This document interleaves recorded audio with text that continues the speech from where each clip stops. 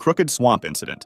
It was March 27, 1982, and Donald Weltner, along with his two sons Christopher and Roger, were about to lead a group of 12 Boy Scouts on a day of cave exploration. This wasn't Donald's first time caving, and even though the passages in the Crooked Swamp cave system were notoriously narrow, he wasn't too concerned. Donald was bigger than the other participants, so if he could get through, the rest of the group could too. At 2 o'clock, they entered the cave through its 16 by 28-inch entrance and stopped in a room inside. Donald was on the eastern side and noticed several smaller tunnels leading from the room. However, because they weren't sure which passages would be too narrow, Donald decided to check one. It involved a tight squeeze but appeared to open to another section, so he tried to push through. The squeeze measured 18 by 20 inches, so tight that he couldn't move his arms backward or lift his head to see ahead. He was followed by his sons, and while moving forward thanks to the mud making the terrain slippery, he reported back to them what was happening. Everything seemed normal until something unexpected occurred. As he pulled himself along, he realized the ground below him was disappearing. Donald slipped down into a tight crevice, and the slick mud prevented him from stopping his slide. His hands were trapped, leaving him no leverage to pull himself up. Making matters worse, the path angled about 30 degrees, so he had to fight against gravity. The crevice was just 5 inches wide, and the slippery mud caused his body to settle more and more. He told his sons to pull on his feet, but after several failed attempts, he told them to get the other adult in the cave, Jim. After a while, Jim also realized they wouldn't be able to free Donald on their own. Donald explained that some rocks had loosened when he slid and were now wedging against his body. Each time they tried to pull him backward, the loose rocks would slide forward and block the passage. Jim exited the cave to call for help. Cave rescue specialists and the police arrived, and because only one person could squeeze into that narrow space at a time, they tried using ropes to free Donald. This didn't work either, so they brought in tools to try breaking some of the rocks. However, given how tight the space was, hours of work led to only small breakthroughs, and Donald's situation grew worse. He was thirsty, hungry, and in a very cold environment, so hypothermia was a major concern. The cavers considered entering from the other side to give Donald food and water, but they found that the passage leading to where he laid was extremely narrow. Only two very small cavers, sisters Lynn and Nancy Taylor, were able to fit, but even then, they couldn't reach Donald's head. This meant there was no way of delivering supplies, so rescuers had to act quickly. They decided to dig from above ground, down to where Donald was stuck. The process lasted all day Sunday, getting them close to the required depth. Unfortunately, though, they were about 12 feet away from Donald's position, so they needed to dig laterally. Meanwhile, Donald began giving only grunting responses, which indicated he was likely suffering from hypothermia. On Monday morning, as 2 days passed from when he got stuck, the digging continued, but the team encountered another problem: extremely hard bedrock layers that were impossible to dig through. At this point, they weren't sure if Donald was still alive, so they sent a nurse into the cave with a handheld Doppler machine to see if he still had a pulse. She couldn't detect one, but this wasn't definitive proof of death, since she only had access to his very cold legs. Sometimes, the body's core organs can continue functioning after the extremities have stopped registering a pulse. Seeing how quickly Donald's condition was deteriorating, rescuers started using their most extreme tools, including dynamite, which was extremely risky but appeared to be the only option left. On Tuesday morning, they finally managed to reach his location, and a doctor was sent in immediately, but as many feared, Donald had died. It took an entire day to retrieve his body, and an autopsy later confirmed he had succumbed to hypothermia sometime between Sunday night and Monday morning. Following his death, the cave system was restricted to limited access.